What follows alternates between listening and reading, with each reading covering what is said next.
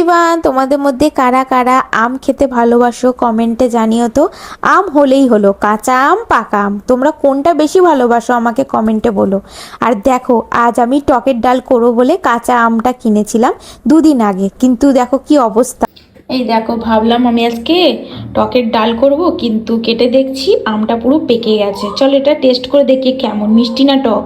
আমি ভাবলাম টকের ডাল করব, তাহলে চলো এটা টেস্ট করে দেখি এটা মিষ্টি না টক। একটু ভয় ভয় লাগছে।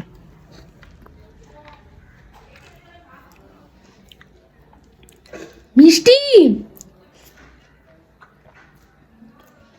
বছরে প্রথম আম, সত্যি ভাবা যায় বছরের প্রথম আম খাচ্ছি, তাও আবার মিষ্টি।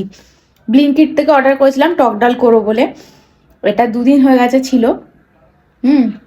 ব্লিঙ্কিট থেকে না, ফ্লিপকার্ট থেকে। 2 দিন ছিল ঘরে, ব্যাস পেকে গিয়ে মিষ্টি হয়ে গেছে। ভাবতে পারিনি এত মিষ্টি। চলো এটা আমটা খেয়ে নি, টকের ডাল আজকে আর হবে না।